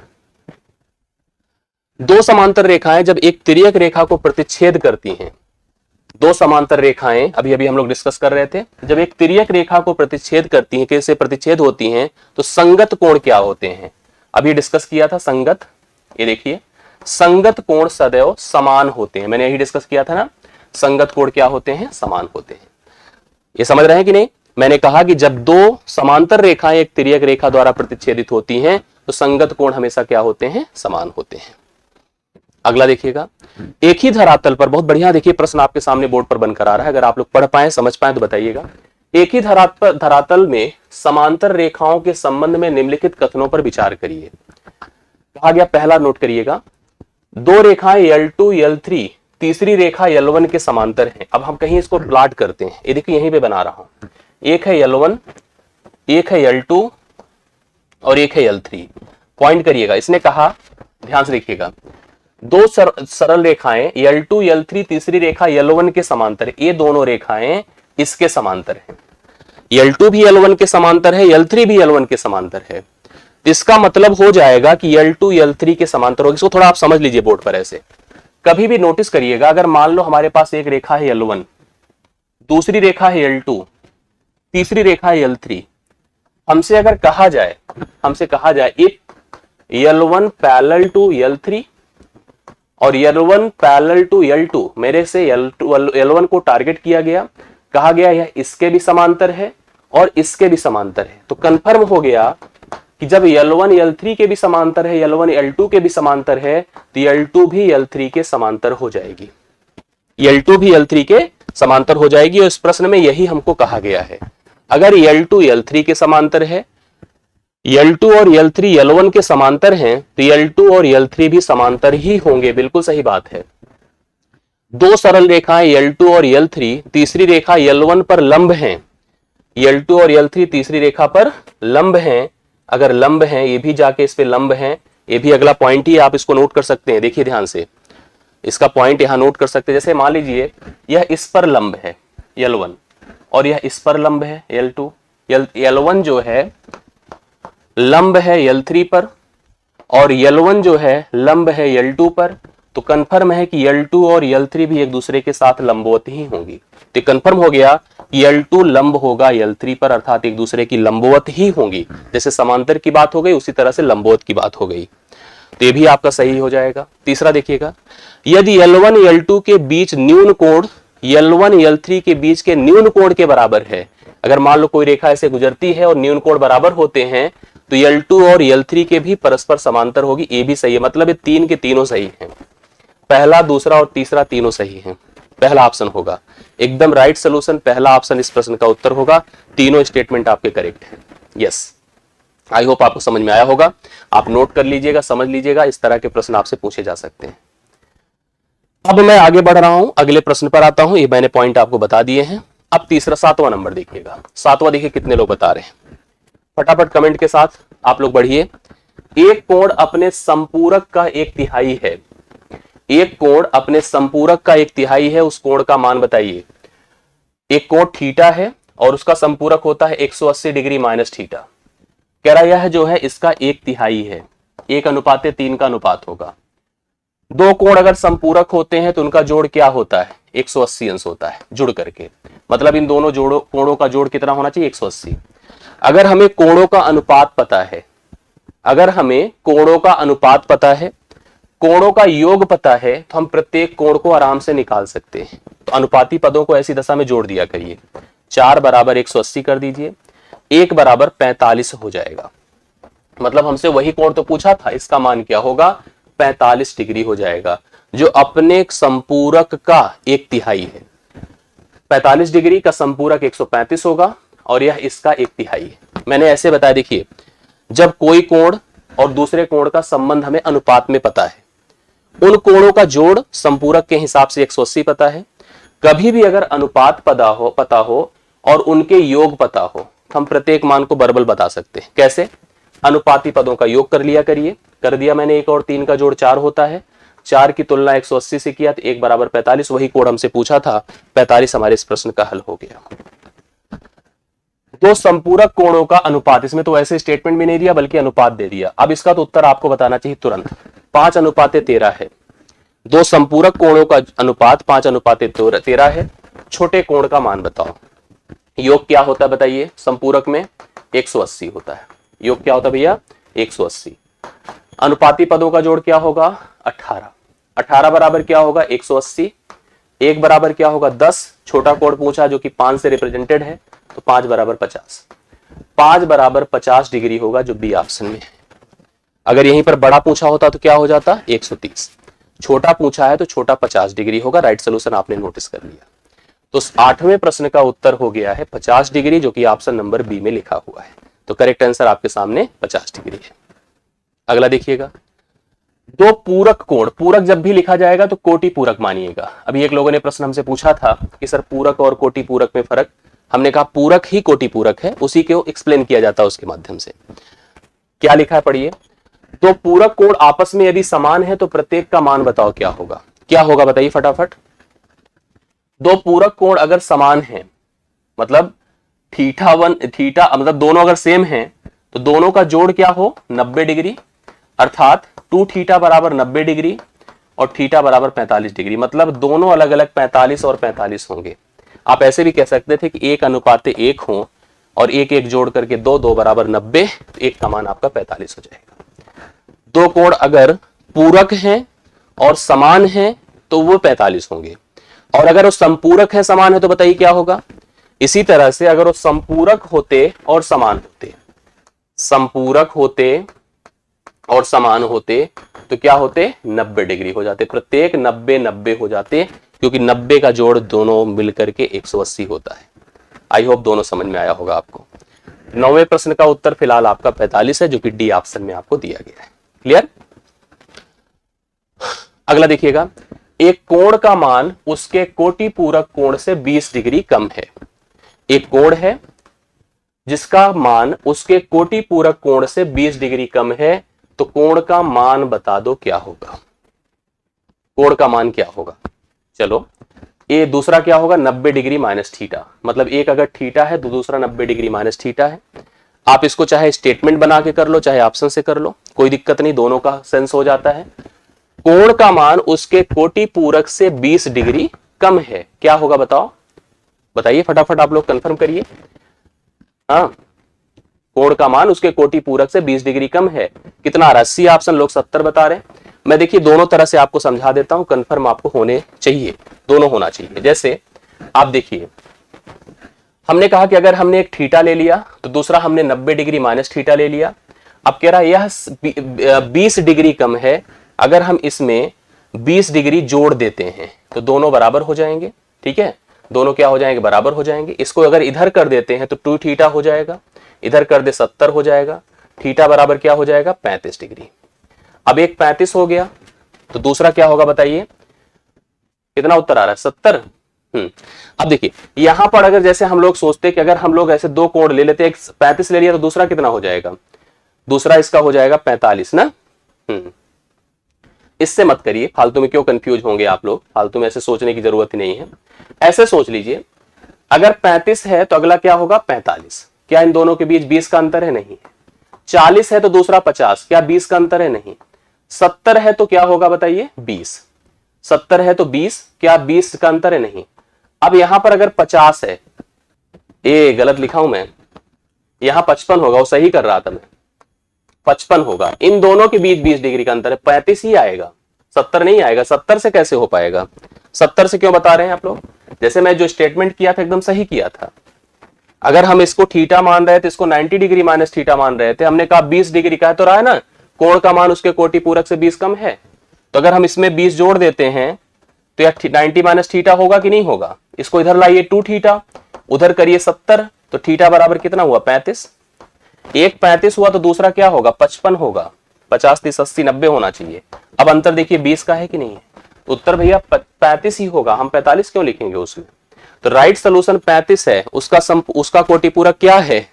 बहुत सारे लोग हमें 70 बता रहे हैं, छोटा सा प्रश्न है, ये सब नहीं करना चाहिए आप लोगों को, फालतू वाली बात करते हैं आप लोग। 35 है तो 55 होगा, दूसरा कोटि पूरक, दोनों के बीच का डिफरेंस 20 होगा। 70 कैसे, 70 में आप सोचो अगर 70 है तो दूसरा 20 होता और इनका अंतर 50 है, पहला ऑप्शन 35 होगा राइट सोल्यूशन। क्लियर है, यस, 10 नंबर आपका कंफर्म हो गया, 35 राइट सोल्यूशन है। अगला बढ़ रहा हूं लेकर के, बताइए यदि 2x प्लस 17 डिग्री और x प्लस 4 डिग्री ये दोनों कोटि पूरक हैं तो x का मान बताना है। अगर दोनों कोटि पूरक हैं तो इनका जोड़ क्या होगा 90 डिग्री होगा, इनका जोड़ क्या होगा 90 डिग्री होगा। जोड़िए जोड़िए, इधर लाइए तो 3x हो जाएगा, 17 4 21 होगा, बराबर 90 हो गया। 2x प्लस 17 और x प्लस 4 को जोड़ा तो 3x प्लस 21 हो गया, और यहां पर बराबर 90 है, तो 3x बराबर बताइए 10 में से 1 9 और 8 में से 2 69 हो गया, तो x बराबर 23 हो जाएगा। x बराबर कितना हो जाएगा 23, राइट सोल्यूशन 23। उत्तर आ रहा है, बिल्कुल कंफर्म करते जाइए सभी लोग, जिससे कि उत्तर आता चला जाए। 23 डिग्री 11वें प्रश्न का राइट सोल्यूशन है, यस। अब देखो अगला लिखा है 5y प्लस 62 डिग्री प्लस, देखो अगला क्या है 22 डिग्री प्लस y, अगर संपूरक है तो 2y का मान पूछा है, ध्यान दीजिएगा। संपूरक है तो जुड़कर क्या होंगे 180 होंगे, जुड़कर कितने होंगे 180। जोड़िए 5y और y 6y। ये भी याद रखिएगा, केबीएस में एक प्रश्न आता है जिसमें 2 बीजगणितीय समीकरण रहेंगे, मैं उसको पढ़ाऊंगा अभी।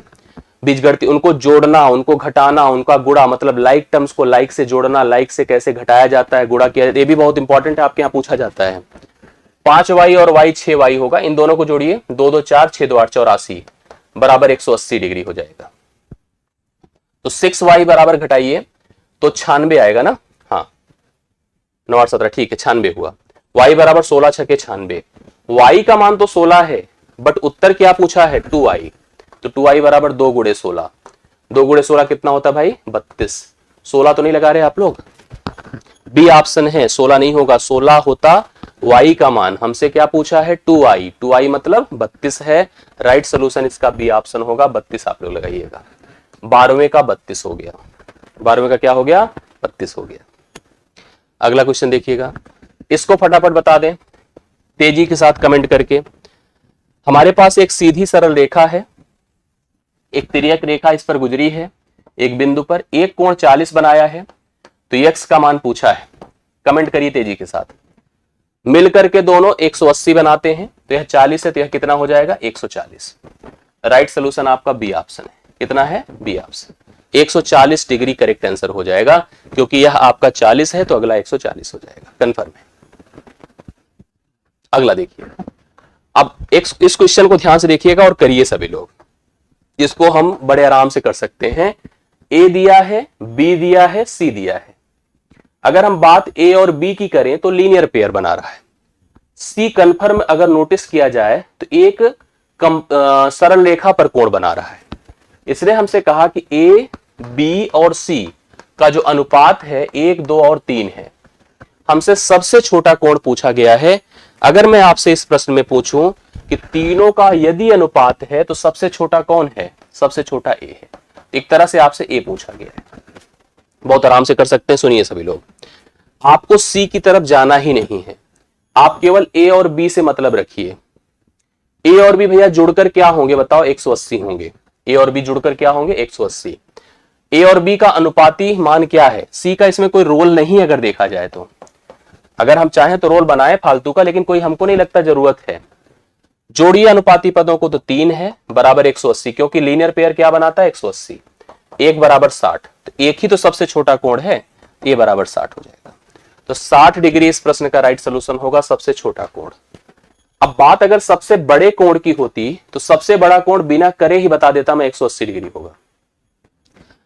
सबसे बड़े कोण की बात होती तो सी का मान डायरेक्ट 180 आप बता सकते थे, क्योंकि ये सीधा सीधा सरल रेखा पर कोण बना रहा था, इसमें आपको कुछ करने की और आवश्यकता ही नहीं थी, सीधा सीधा वो 180 डिग्री आपका बन जाता। फिलहाल इस प्रश्न का उत्तर 14वें का कितना है 60 डिग्री है, जो आपने जनरल बता दिया। आप तीनों को भी जोड़ लेते, अगर मान लो कोई कहता है कि सर तीनों अनुपात दिया, तीनों को जोड़िए, तो तीनों को जोड़ेंगे तो कंपेयर किससे करेंगे पता है 360 से, तब कंप्लीट एंगल को नोटिस किया जाता, तब भी उत्तर वही आता, फर्क किसी में कुछ नहीं होता।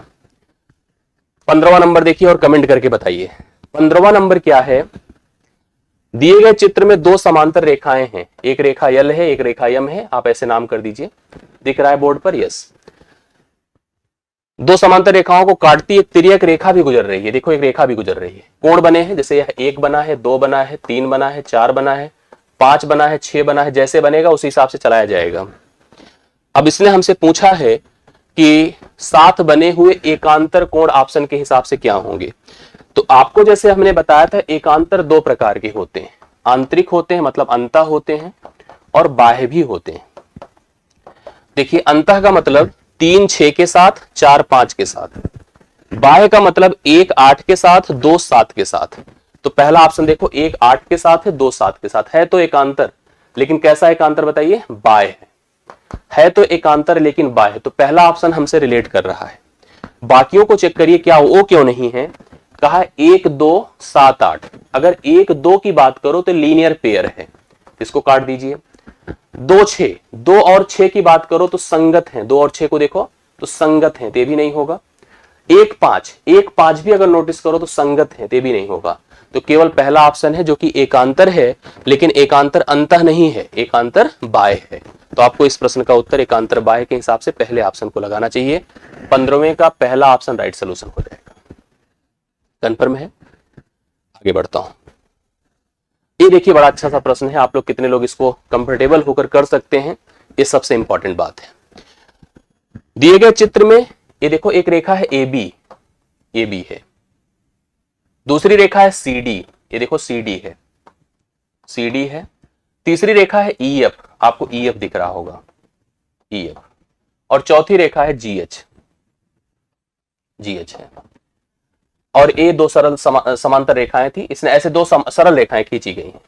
अब इसमें देखो जो जानकारियां दी है, कहा है कि जो ए बी है समांतर है सी डी के, समांतर है ई एफ के और समांतर है जी एच के, मतलब यह इसके समांतर, इसके समांतर, इसके से, ये सब की सब आपस में समांतर है।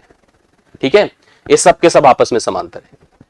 हमसे कहा AC का मान हमको दिया है, ध्यान से देखिएगा, AC का मान कितना है 20 है, AC का मान 20 है, CE का मान 30 है, CE का मान 30 है, EG का मान 35 है, EG का मान 35 है, और BH का मान मतलब यहां से यहां तक कंप्लीट जो आपको दिया है वो 170 दिया है।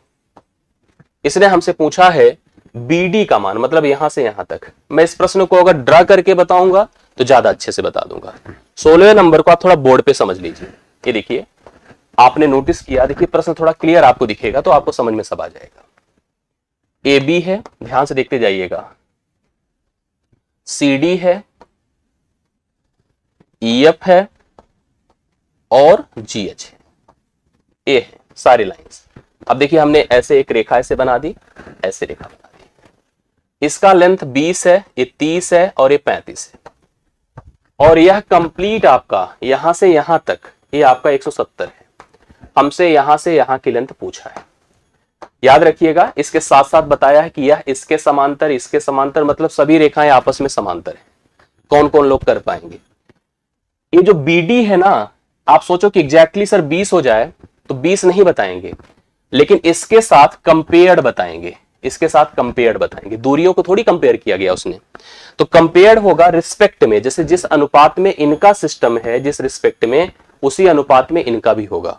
कैसे? हम पहले तो आप एक काम करिए, इनका अनुपात बनाइए। 5 चौके 20, 5 छंग 30, 5 7 35।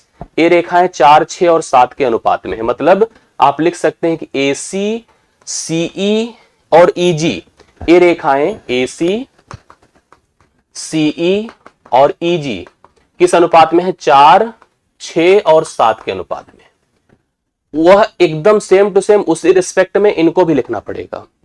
जिनमें जोड़ हमको पता है, अनुपात वही काम करेगा। तो 4 अनुपात 6 अनुपात 7 में ही ब्रेक कर दीजिए। तो जोड़िए अनुपाती पदों को, 4 6 10 7 17 हुआ, 17 बराबर 170, 17 बराबर 170, 1 बराबर 10, तो इसका भाग 4 है, तो 4 बराबर 40। यह लेंथ आपकी 40 हो जाएगी। इसी तरह से इसका भाग 6 होगा तो यह 60 हो जाएगी, और इसका भाग आपका 7 है तो यह 70 हो जाएगा। 70 60 130 40 70 होगा। तो इस प्रश्न का उत्तर 40 होगा। इस प्रश्न का उत्तर क्या होगा? 40 होगा। 16वें को मैंने अगले पन्ने पर समझा दिया है, आप वहां देख लीजिएगा, उससे आप क्लियर कर लीजिएगा। 16 नंबर आपके इस प्रश्न का उत्तर 40 है, और इंपॉर्टेंट क्वेश्चन है, तैयार रखिएगा ऐसे प्रश्नों को, कंफ्यूज मत होइएगा। आगे बढ़ता हूं, जल्दी खत्म हो रहा है, टेंशन मत लीजिए आप लोग। 17 नंबर, 17 को देखिए ध्यान से, कोई खतरा नहीं है, बहुत आराम से कर सकते हैं। PQ समांतर, ये देखो PQ समांतर है RS के, ये इसके समांतर है। तो x के कोटि पूरक कोण का मान बताना है। अब देखो, जैसे आपको लिखा होगा यहां पर 3x दिया है, 5x दिया है, 4x दिया है, यहां Q है, यहां P है, यहां O है, यहां पर R है, यहां पर S है। A इससे मिला है, A इससे मिला है। देखिए भाई, अगर आपने नोटिस किया कि यह रेखा इसके समांतर है, आप ऐसे ही एक रेखा और ड्रा कर दीजिए, ऐसे, जो इन तीनों के समांतर, ऐसे थोड़ा सा मिला दीजिए तो बराबर दिखने लगे। ये तीनों आपस में समांतर बना दीजिए। मुझे एक बात बताइए, आप लोग क्या बताएंगे? अगर यह 3x है तो यह भी भैया कितना होगा? 3 ही x होगा। कैसे बताइए? एकांतर कोण से ना। ये पूरा 5 था, अगर ये 3x हुआ तो ये कितना हुआ? 2x हुआ ना, क्योंकि मिल करके 5x होना है। इन दोनों के बारे में बताइए। ये दोनों अंतःकोण होंगे। क्या होंगे? अंतःकोण। और अंतःकोण क्या होते हैं? संपूरक। पहले सुनिए, ये 3 था, x था, तो ये भी 3x होगा, क्योंकि पूरा 5x था तो ये भी 2x हो जाएगा। और 4x और 2x अंतःकोण होंगे, तो 4x और 2x को जोड़ करके 180 लिख सकते हैं हम लोग ना। तो 4x 2x मिलकर के कितना हो जाएगा बताइए? 4x 2x मिलके 6x बराबर 180 हो जाएगा, और x बराबर कितना हो जाएगा? 30 डिग्री। x का मान 30 हो गया, लेकिन हमसे पूछा क्या है, यक्स के कोटि पूरक को बताना है, ना कि यक्स बताना है।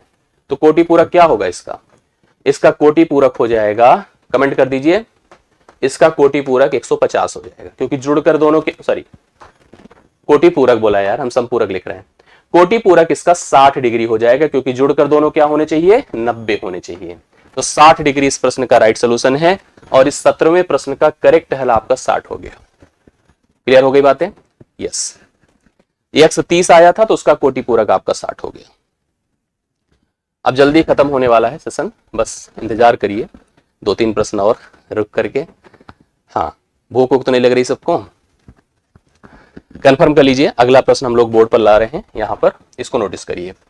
दो रेखाएं, एक हमारे पास पी आर है, ये पी आर है देख रहे हैं यहां पर, और दूसरी क्यू एस है, ये क्यू एस है। पी आर है और क्यू एस है, मैं इसको ऐसे बना देता हूं तो ज्यादा अच्छा रह जाएगा। देखिए, ये आपका पी क्यू है, ये ऐसे मिला दीजिए, पी आर है और यहां पर क्यू एस है, यस है। इसने हमसे कहा है इस प्रश्न में, थोड़ा सा इसको बेंड कर दे जिससे लगे कि ये समांतर है। यहां पर कोण दिया हमको ओ है, यहां पर 130 डिग्री दिया है, पी क्यू आर एस इस टाइप से बनाए, और भैया देखो यस है और यह 40 डिग्री है। ओ पर प्रतिच्छेद करती है, पी ओ एस बराबर 130 है, आप देख पा रहे हैं पी ओ एस बराबर 130 है, क्यू एस आर बराबर 40 है, पी क्यू समांतर आर एस है। मतलब सबसे इंपॉर्टेंट लाइन तो यही है, यह रेखा इसके समांतर है। ये तिर्यक रेखाएं हैं जो प्रतिच्छेद करते रहती हैं। अब हमसे क्या पूछा है, QPO that means this one, इसके बारे में सबसे पहले इसको लिखना है आपको। दूसरा POQ मतलब इसके बारे में। तो ये तो कंफर्म है, इसमें कोई डाउट ही नहीं है। अगर यह 130 है तो इसको क्या लिखेंगे, 50 लीनियर पेयर के हिसाब से, मतलब दूसरा एंगल 50 है। एक ही ऑप्शन है जहां दूसरा एंगल 50 है, तो उत्तर तो हमारा कंफर्म हो गया। पहला एंगल क्वेश्चन मार्क कौन सा है, लिखा है देखिए QPO दिस मीन फर्स्ट, इसको आपको पहला लिखना था। अगला POQ मतलब इसको सेकेंड एंगल। 130 था तो यह कितना होगा, 50 लीनियर पेयर से, तो पहला ऑप्शन कंफर्म हो गया। अब इसको भी चेक कर लेते हैं, वेरीफाई कर लेते हैं ना। चलो, ये आपके सामने, अगर यह 40 है तो यह भी 40 होगा। क्यों बताइए, क्योंकि यह 40 है तो अल्टरनेट इंटीरियर बराबर होते हैं। ये 40 है, ये 50 है, 40 50 90, तो कंफर्म में भी 90 होगा। तो राइट सोल्यूशन 90 और 50, पहला ऑप्शन 90 और 50 एकदम वेरीफाइड है, कोई दिक्कत की बात नहीं। 18वें प्रश्न का उत्तर आ गया 90 और 50। 19 पर पहुंच चुके हैं हम लोग, फटाफट बता दे उत्तर इसका कितना हो रहा है। 19, दो रेखाएं आपको दिख रही होंगी, ये देखिए साफ साफ, यहां पर ए है, बी है। दूसरा देखो, ये सी है, ये डी है, बिंदु बनाया गया है, ये 30 डिग्री है। यहां पर यह यक्स है, यह ओ है, यह 45 डिग्री है ना।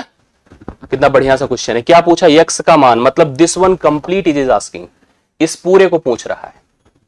मैं थोड़ा ऐसे बना देता हूं तो आपको ज्यादा स्पष्ट अभी समझ में आएगा जो मैं फिगर बनाऊं, ठीक है। यहां ए है, यहां बी है, यहां डी है, यहां सी है, ये बिंदु है। ए ऐसे आया है और ये ऐसे आया है ना। यहां पर 30 बना है और यहां पर भैया कितना बना है, 45। यहां पर इंटरसेक्शन ओ पर है और यह कोण पूछा है। मैं आपको वर्बल बता देता हूं, एकदम स्पष्ट क्लियर हो जाएगा। कितने लोग कर सकते हैं बताइए फटाफट। एक रेखा, फिर से इसने लिखा है देखिए, ए बी समांतर सी डी है, मतलब यह इसके समांतर है। एक रेखा ऐसे गुजर गई तो तीनों समांतर हो गई। अब 3 रेखाएं आपने समांतर बना दिया, हमने ड्रॉ कर दिया अपने मन से एक रेखा को। अब सुनिए आगे क्या होगा।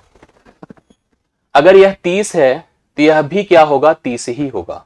बोलिए क्यों, यह 30 है, नहीं 30 नहीं होगा यार, अंतः कोण बनेगा ना, क्योंकि समांतर है। अंतः कोण बनेगा तो यह 30 है तो अगला क्या हो जाएगा, अगला हो जाएगा 180 में से 30 निकाल दीजिए, 150 होगा, 150 होगा। यह 45 है तो यह 135 होगा। बोलिए क्यों, क्योंकि यह भी अंतः कोण है। भाई दो समांतर रेखाओं को, जैसे अगर आप सोचें एक ऐसे गुजार दिया तो यह इसके साथ अंतः कोण बनाएगा। 45 है तो 135, 30 है तो 150, दोनों को जोड़ेंगे तो यक्स आएगा। तो यक्स बराबर 135 डिग्री प्लस 150 डिग्री, 50 30 80, 285 डिग्री हो जाएगा। कितना हो जाएगा, 285 degree. D option 285, yes confirm.